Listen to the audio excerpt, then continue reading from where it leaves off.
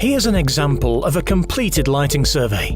Under the Basic Details drop-down section, you can see the surveyor has recorded how many hours per day, days of the week were in use, as well as the cost of the customer's electricity. Also on this page, there are checkboxes that show what is required of the returning visiting installer, such as safety equipment and competence to certain hazards and regulations. Also in the Basic Details section is a summary of the power usage. The survey records the number of fittings at the location and an estimate of their power consumption. The next drop-down is Electrical Safety, which is also collected at the time of the survey. Under this section, the survey records data on the quality of electrical safety, such as certification, the date of the last safety test, type of supply, and what the earth bonding is like.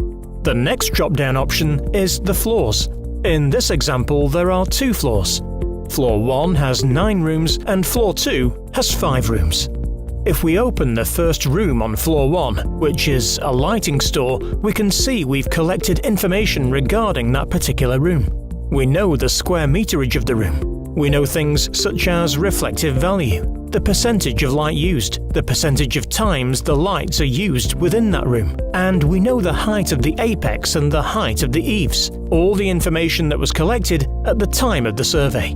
Scroll down to find that each room has 2 submenus for light fittings, one for the standard lights and the other for the emergency fittings. The small section of the survey holds information on the specific type of lights in the fittings and its size. It has data on how many of the lights are in the room as well as how they are controlled, for example with a wall switch. It also documents the height of the fitting and what is required in order to replace the lights. Again, we've now got an estimate of the existing wattage of those particular fittings. If we now go to the second set of lights, we now find that the information recorded is virtually all the same, apart from this particular fitting is an emergency type fitting, a detailed emergency fitting within that luminaire. As you can see on the second room, we have a thumbnail, a photograph. If I open that thumbnail, it opens up the photograph that's been taken at the time of the survey.